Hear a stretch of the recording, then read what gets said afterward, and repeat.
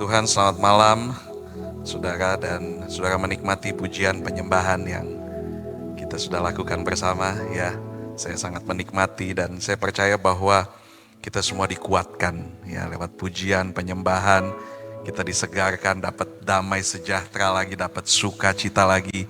Yang mungkin tadi datang dengan sedih hati, ada damai sejahtera yang mungkin datang dengan mungkin masalahnya belum hilang ya, karena ada proses Tuhan.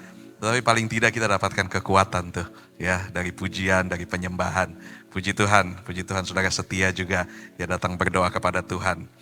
Sebelum kita pulang ya ada firman yang menguatkan iman kita yang saya rindu juga untuk bagikan kepada kita.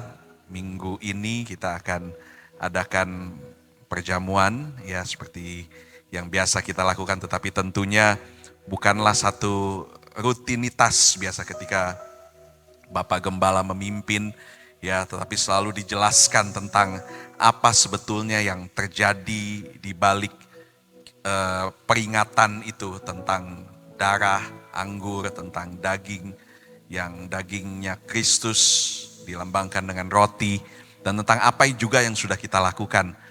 Kita peringati pada beberapa waktu lalu kita merayakan kematian Yesus, lalu kebangkitan Yesus. Dan nanti kita akan berdoa ya untuk kepenuhan Roh Kudus. Ada rangkaian-rangkaian tentang bagaimana apa yang Yesus lakukan, apa yang Yesus perbuat, kuasa apa yang ada di balik salibnya Tuhan. Dan saya rindu juga untuk sharing tentang hal ini sedikit. Kalau saudara melihat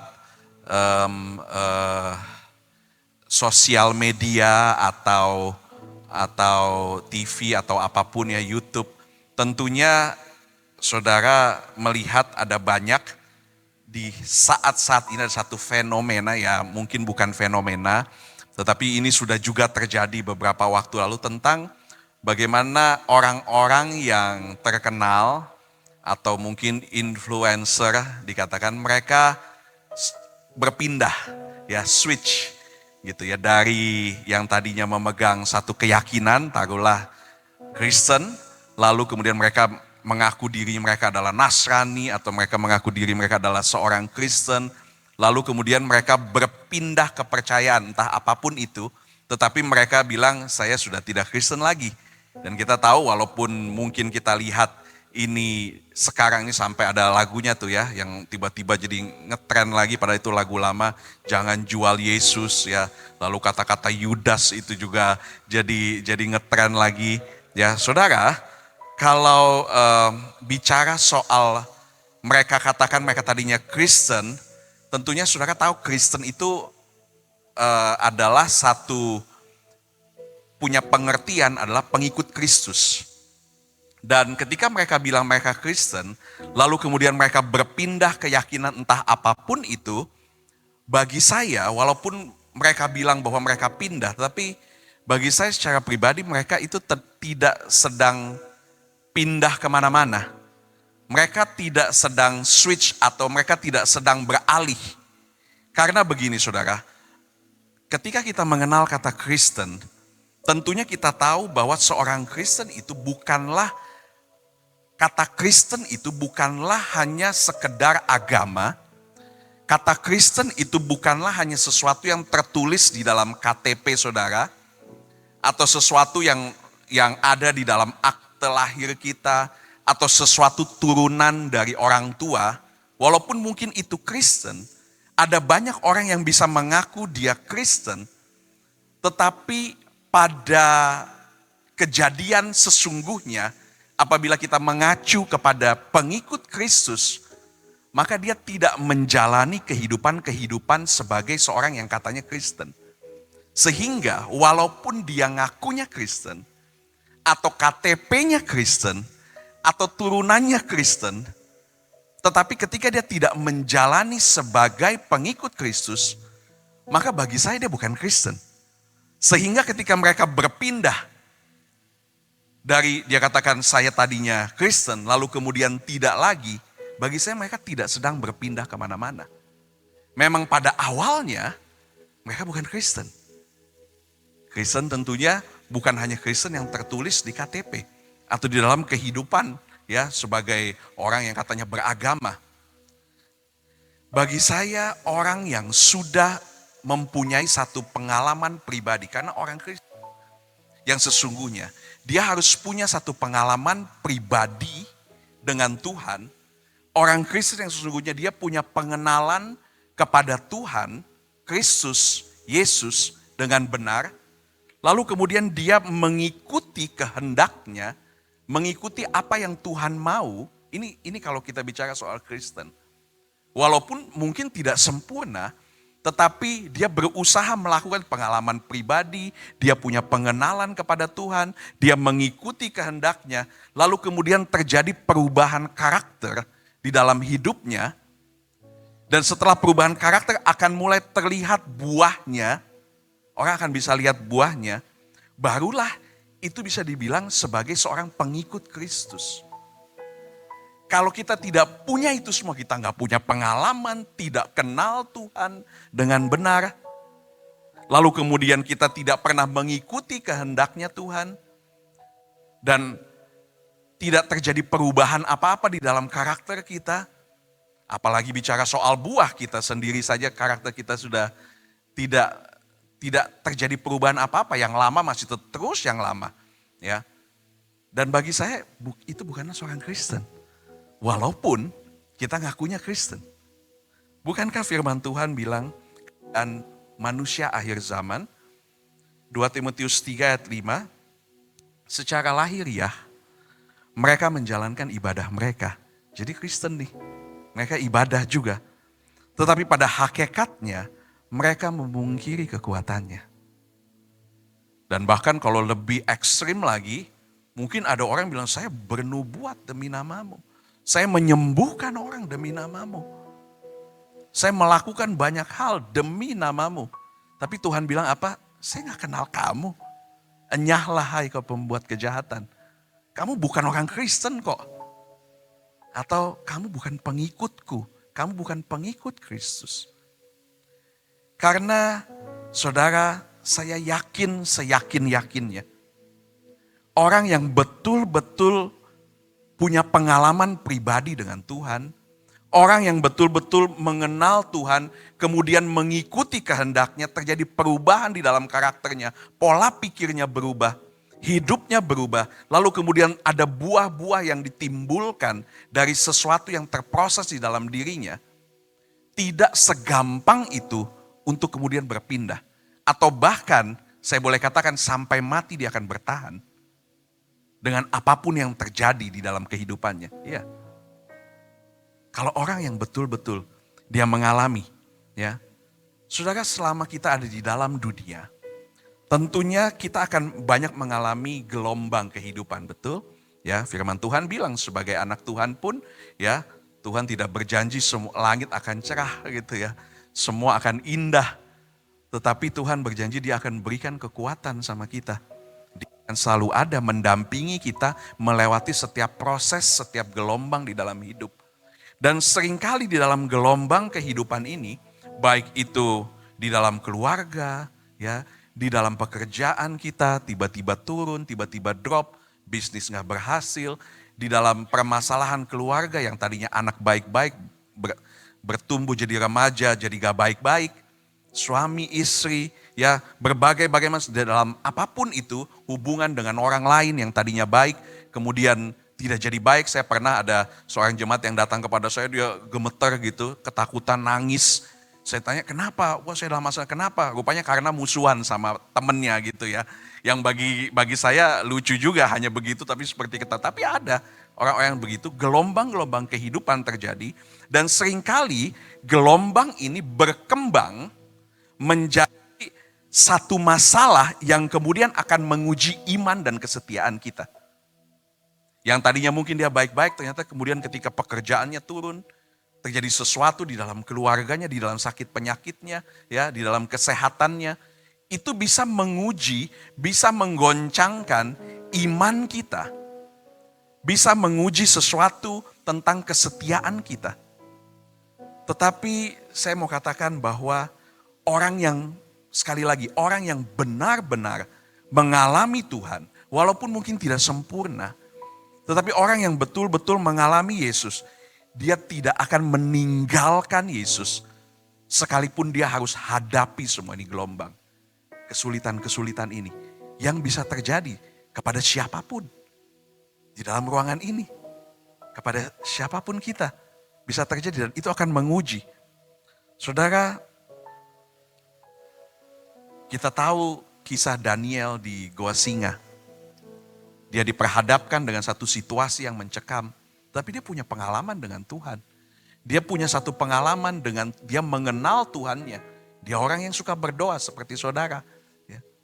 Tapi dia 3 kali sehari, ya kita juga ya. Doa makan pagi, makan siang, makan malam. Tambah doa Kamis 4 kita tuh ya. Tapi karena dia begitu kenal Tuhannya, apa yang terjadi di dalam hidupnya, dia diperhadapkan dengan satu situasi, tapi dia berkata, saya tidak akan tinggalkan Tuhan saya. Tidak segampang itu dia beralih. Hanya karena harta, hanya karena jabatan, hanya karena apapun, bahkan nyawanya sekalipun. Bagi orang-orang yang sungguh mengenal tentang Tuhannya, punya pengalaman pribadi dengan Tuhannya, mengenal dengan lewat doa, lewat penyembahan, lewat apapun, lewat buah yang dia lihat tentang perubahan karakternya, dia bisa lihat keluarganya berubah, dirinya berubah, tidak segampang itu kemudian beralih. Karena bagi saya orang Kristen yang sejati gak akan mudah untuk digoncangkan. Justru semakin digoncang semakin kuat. Karena ada proses Tuhan, proses itu yang menimbulkan kita itu menjadi seperti emas. Kita menjadi seperti jadi lebih berkilau lagi, jadi lebih mulia lagi untuk kemuliaan nama Tuhan. Daniel di Goa Singa, lalu kemudian saudara tahu Sadrak, Mesak, Abednego temannya Daniel nih. Sadrak hidup di zaman yang sama, zaman yang kacau, hidup di satu kerajaan yang kacau. Mereka diperhadapkan harus masuk ke dapur api. Tapi mereka bilang, enggak, saya kenal Tuhan saya. Dia pasti akan menyelamatkan kami. Kalaupun tidak, saya juga enggak akan jual jiwa saya demi menyembah patung Nebukadnezar. Ada banyak lagi. Paulus dan Silas kita tahu ceritanya. Di dalam perjalanannya melayani Tuhan. Yang mereka terima apa? Di penjara, masuk penjara. Apakah kemudian itu meluluhkan hati mereka? Apakah kemudian itu membuat mereka tawar hati? Kalau gitu enggak deh. Mereka membuat mereka lemah? Tidak. Bukankah justru mereka semakin kuat? Nyanyinya semakin kuat. Sampai runtuh itu penjara. Saudara yang kasih dalam Tuhan, ketika kita mengerti tentang kebenaran. Mereka adalah orang-orang ini atau kita, orang-orang Kristen, pengikut Kristen. Kita punya pengharapan yang berbeda dengan orang yang bukan kenal Tuhan. Ibrani 6 ayat 9 bilang begini. Ibrani 6 ayat yang 9. Tetapi hai saudara-saudaraku yang kekasih, sekalipun kami berkata demikian tentang kamu, kami yakin bahwa kamu memiliki sesuatu yang lebih baik yang mengandung keselamatan. Sesuatu yang lebih baik yang mengandung keselamatan. Artinya apa? Kalau Alkitab sudah bicara tentang keselamatan, itu bicara tentang salib Tuhan. Bicara tentang darah Yesus yang tercurah. Bicara tentang dagingnya yang tercabik. Untuk apa? Menyelamatkan saya dan saudara. Dan dia katakan bahwa, kitab Ibrani katakan memiliki sesuatu yang lebih baik yang mengandung keselamatan. Apakah itu? Di ayat 19-nya dijelaskan. Nah ini saudara ya, yang membuat kita itu tidak terombang-ambing. Ibrani 6 ayat yang ke-9. Pengharapan itu. Apa yang membuat kita itu, orang-orang ini tidak terombang-ambing atau kita semua tidak mudah terombang-ambing. Pengharapan itu adalah sauh atau jangkar atau pengait atau sesuatu yang menambatkan, sesuatu yang membuat kita itu nggak bisa kemana-mana. Sudah tahu ya, sauh itu jangkar itu ditaruh di laut yang mau bergelombang sekeras apapun, tapi kalau sauhnya dalam, jangkarnya kuat, walaupun gelombangnya deras, kapal itu akan tetap ada di situ. selama rantainya itu gak putus. Pengharapan itu tadi, keselamatan tadi itu adalah sauh yang kuat dan aman bagi jiwa kita yang telah dilabuhkan sampai ke belakang tabir. Saudara yang kasih dalam Tuhan, tentunya kita tahu bahwa pengharapan kita, jangkar untuk iman dan pengharapan kita itu adalah salib dan karya penebusan. Kristus dengan kematiannya dan kebangkitannya, darahnya dan tubuhnya. Sesuatu tentang keselamatan itu yang hanya bisa diterima oleh orang-orang yang mengenal dan mengerti tentang salib itu dan menghargai salib itu. Menghargai pengorbanan Tuhan itu. Kalau kita tidak menghargai tentang salib, kita tidak mengerti tentang darah Tuhan, kita tidak mengerti tentang apa yang terjadi 2000 tahun lalu di Golgota. Dia disalib seperti yang biasa kita rayakan, ya. Sebagai seorang Kristen, mungkin saudara yang mungkin sudah sepuh, mungkin sudah beribu-ribu kali melakukan ini ya, perjamuan suci, perjamuan kudus. Tetapi tentunya setiap kita terima roti dan anggur, kita seperti memperingati tadi itu ya, sesuatu keselamatan itu yang menjadi jangkar, yang membuat kita itu tidak bisa kemana-mana. Yang membuat kita itu bisa menjadi bertahan. Salib adalah jangkar untuk iman dan pengharapan kita. Saudara, karya salib Tuhan itu adalah peristiwa sejarah yang masih sangat relevan. Dia dampaknya itu sampai masa depan. Bukan hanya sekarang. Sampai masa depan.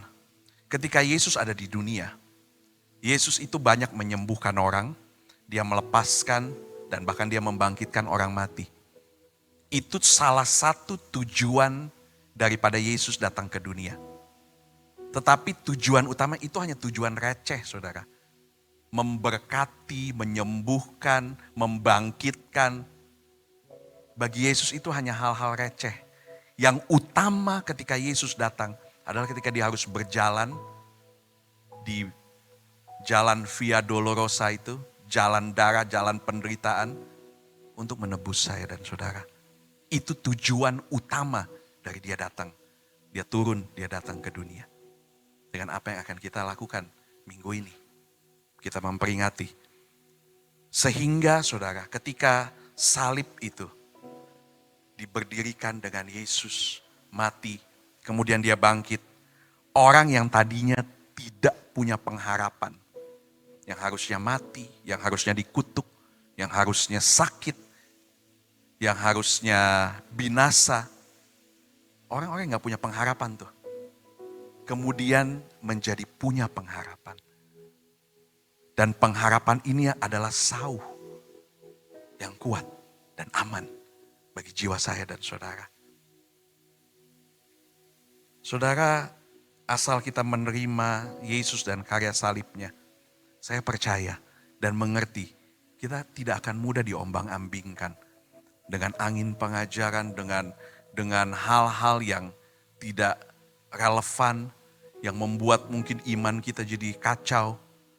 Ketika kita mengerti soal salib itu, tentang pengorbanan Tuhan, itu menjadi satu sauh yang aman buat jiwa kita. Saudara, tanpa kita menerima dan percaya arti salib, kita akan menjadi seperti orang-orang yang tidak berpengharapan. Kenapa di luar sana ada banyak orang yang cari? Saya pernah ketemu dengan orang usianya 72 tahun. Harusnya sudah makan asam garam dunia kan. Pengalamannya banyak dan memang pengalamannya banyak. Tetapi dia bilang sama saya gitu ya, bahwa setelah kami cerita banyak karena jadi deket ya, setelah ngobrol. Dia bilang saya sampai sekarang masih mencari-cari hidup saya. Dia sudah belajar segala macam agama. Sampai yang spiritual yoga lah segala macam. Ya, dia katakan saya belum menemukan apa-apa. Saya rasa kosong walaupun pengalamannya segudang. Karena apa? Dan akhirnya setelah kami cerita banyak, memang dia tidak kenal Tuhan. Lalu saya mulai cerita tentang Tuhan. Cerita tentang apa yang Tuhan buat dalam hidup saya. Akhirnya dia nangis gitu ya. Dia bilang, waduh saya kok baru ngerti tentang ini ya. Saudara yang kasih dalam Tuhan, mari biarlah kita betul-betul menghargai apa sih salib itu. Apa yang terkandung, pengharapan apa yang terkandung di dalam salib itu. Dengan cepat saja. Yang pertama, saudara dengan memandang salib, dengan kita mengerti tentang darah dan tubuh Kristus yang tercurah, tercabik untuk kita semua. Dengan kematian Yesus dan kebangkitannya dan kenaikannya. Apa sih yang terkandung di dalamnya? Yang pertama saudara, dengan memandang salib, kita tahu bahwa kita telah diampuni sepenuhnya. Saya lagi, kita diampuni sepenuhnya. Efesus 1 ayat yang ke-7 bilang begini, sebab di dalam Dia dan oleh darahnya kita beroleh penebusan, yaitu pengampunan dosa menurut kekayaan dan kasih karunia-Nya. Bicara soal kekayaan Tuhan dan kasih karunia Tuhan, Alkitab pernah menjelaskan kasih Tuhan itu gak bisa diukur. Betapa lebar dan panjang, tinggi dan dalamnya kasih Tuhan. Gak ada yang bisa ukur. Nah itulah ukuran pengampunan dosa kita. Kita sudah diampuni. Apa sih artinya di dalam kehidupan kita tentang kita mengetahui bahwa kita telah diampuni sepenuhnya? Saudara, ketika kita mengerti bahwa kita sudah diampuni sepenuhnya, maka kita tidak lagi hidup dalam perasaan bersalah. Karena masih ada banyak orang yang mereka masih dituduh. Tuhan tidak mau kita hidup. Tentu Tuhan punya tujuan di dalam hidup saudara, hidup saya. Ketika kita sedang mengerjakan tujuan Tuhan di dalam hidup kita, ada hal-hal yang bisa menghambat kita. Salah satunya itu adalah dengan perasaan-perasaan bersalah. Tuduhan-tuduhan di dalam hidup kita. Tuhan tidak mau kita punya satu kehidupan yang selalu tertuduh. Tertuduh tentang masa lalu yang kelam, masa lalu yang suram, sehingga menjadi trauma-trauma di dalam hidup kita. Kita gak bisa maksimal mungkin apa yang pernah dilakukan oleh orang tua kita zaman dulu. Kekerasankah atau apakah, atau mungkin pemimpin kita, atau apapun yang menjadi trauma, atau mungkin kesalahan-kesalahan masa lalu yang pernah kita lakukan, yang iblis itu selalu mengintimidasi.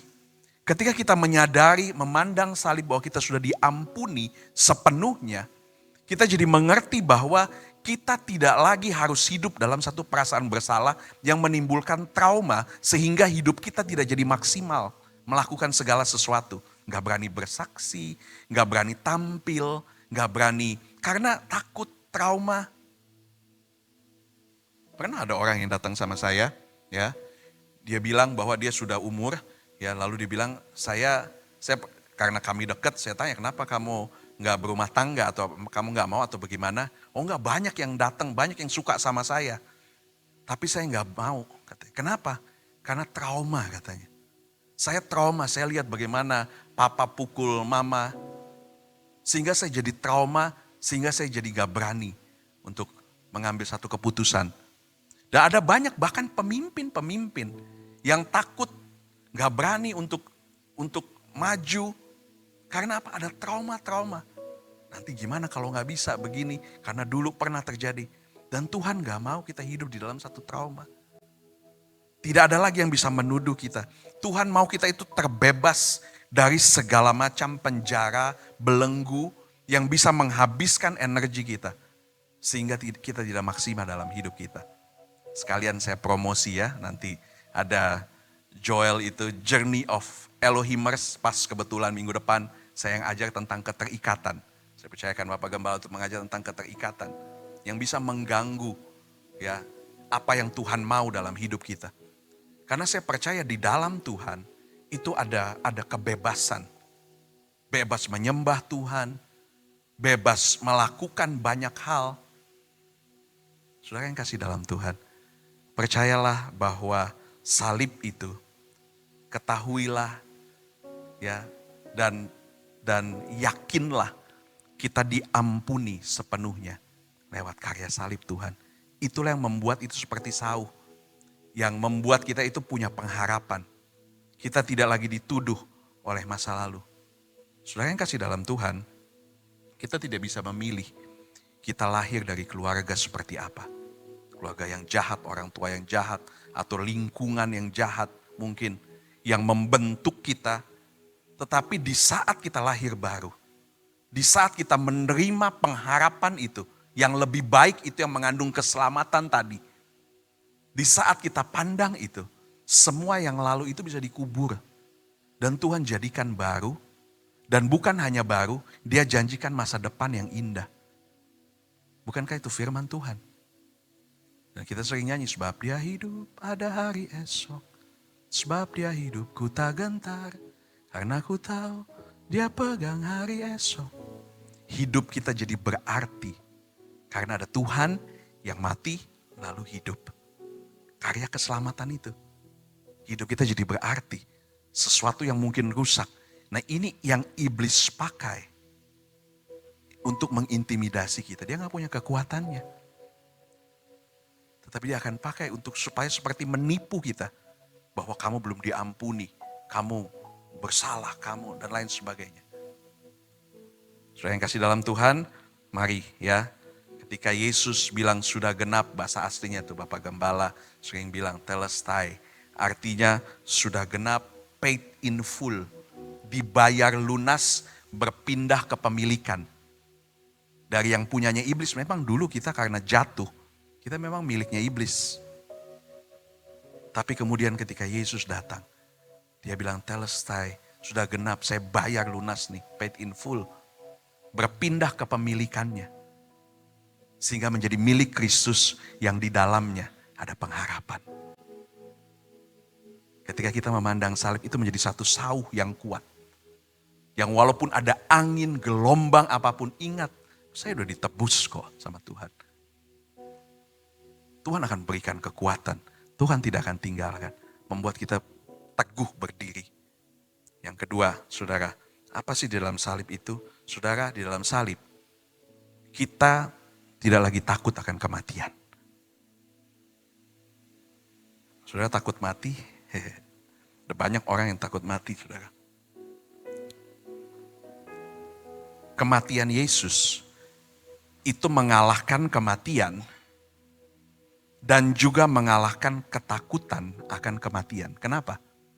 Orang takut mati karena dia punya satu persepsi yang salah tentang kematian.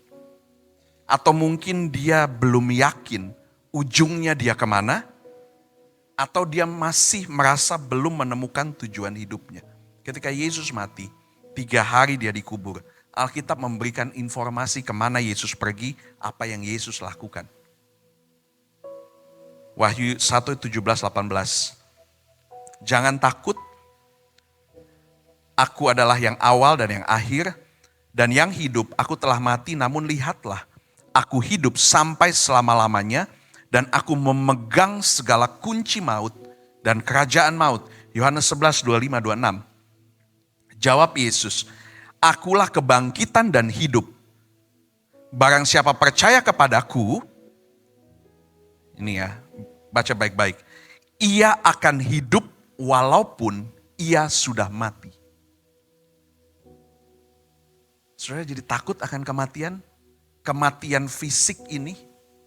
Kematian fisik ini bukanlah sesuatu yang ditarget oleh kerajaan Allah. Suatu saat kita semua mati. Ya, tapi bukan hal fisik ini. Tetapi dibilang walaupun kamu mati, ia akan hidup walaupun ia sudah mati. Ini yang membuat kita gak lagi takut dengan kematian. Karena bukan soal tubuh ini, bukan soal hal-hal yang fana ini. Tetapi soal jiwa kita ini. Dan ayat 26-nya. Dan setiap orang yang hidup dan yang percaya kepadaku. Apa? Tidak akan pernah mati gitu loh.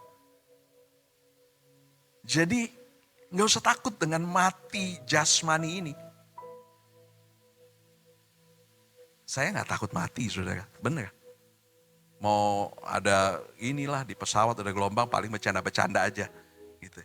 Mau ada apa? Karena saya tahu kemana saya akan pergi. Saya akan hidup terus kok. Saya akan hidup terus kok. Ketika murid-murid saudara ya ditinggalkan Yesus mati. Mereka bersembunyi dalam satu keadaan ketakutan, takut ditangkap, berduka, tidak punya pengharapan karena mereka pikir harapan satu-satunya Yesus guru ini hilang. Tetapi kemudian ketika Yesus bangkit, mereka melihat satu kebenaran yang merubah paradigma mereka tentang kehidupan dan juga kematian. Mereka yang tadinya takut, menjadi gak takut lagi untuk mati secara jasmani. Berubah paradigma mereka. Kita tahu bersama ya semua murid Yesus mati kecuali Yohanes. Karena Yohanes dia ada di Pulau Patmos. Mati syahid untuk Yesus. Mereka gak lagi takut mati. Mau dikejar, mau di apa. Karena mereka tahu itu hanyalah hal-hal yang fana. Makanya saudara jangan terlalu terikat dengan hal-hal fana ini. Jangan terlalu terikat dengan dunia ini. Karena itu akan lenyap. Tetapi terikatlah ya kumpulkanlah hartamu di surga. Itu yang paling penting. Kita terikat dengan surga senantiasa selalu. Kita terus melakukan memang bekerja, cari uang dan lain sebagainya. Tapi jangan terlalu terikat sampai kita merasa itu yang paling utama. Murid-murid ketika mereka melihat Yesus hidup, terjadi satu perubahan total. Mereka jadi berani dan mereka menjadi tidak takut mati. Dan mereka punya tujuan hidup. Tadinya mereka gak punya tujuan hidup. Tujuan hidupnya apa? Hidup bagi Kristus. Inilah kenapa kita tahu Filipi 1 ayat 21. Ketika Rasul Paulus bilang, bagiku hidup adalah Kristus dan mati adalah sebuah keuntungan. Jadi saudara jadi mengerti kenapa Rasul Paulus bisa bilang begini. Bahkan kalau baca seluruhnya dia bingung. Jadi saya mesti pilih yang mana, kepinginnya sih mati aja biar ketemu Tuhan. Tapi kalau saya masih hidup, lebih baik saya hidup deh. Supaya saya bisa kasih tahu ini tentang salib ini ke banyak orang. Jadi saudara, kalau saudara masih hidup sekarang, saudara beritakan Injil. Saudara kasih tahu tentang Tuhan. Saudara kasih tahu tentang salib. Saudara kasih tahu tentang keselamatan. Ketika waktunya tiba, saudara gak perlu takut lagi. Mau mati itu dengan cara-caranya, mau sakit kah, mau ketabrak kah, mau jatuh kah, mau apa. Itu gak jadi soal. Karena firman Tuhan bilang, kita tidak akan pernah mati selama-lamanya. Kita akan hidup selama-lamanya tuh. Itu yang paling penting. Saudara yang kasih dalam Tuhan, mari ya, kalau kita masih hidup, hiduplah bagi Kristus. Sama seperti murid-murid.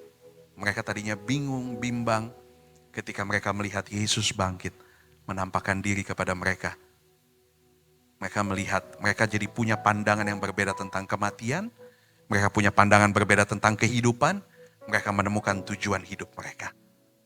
Sama seperti kita, ketika kita mengerti tentang karya salib. Kita gak lagi takut mati, kita tidak lagi takut dengan hukuman, tidak hidup dalam penghukuman, kita sudah ditebus, dibayar. Tapi kita juga mengerti bahwa kalau Tuhan masih izinkan kita hidup, hiduplah untuk Kristus. Bersaksi, ceritakan Kristus, jadikan hidupmu terang buat orang lain. Amin. Mari bangkit berdiri.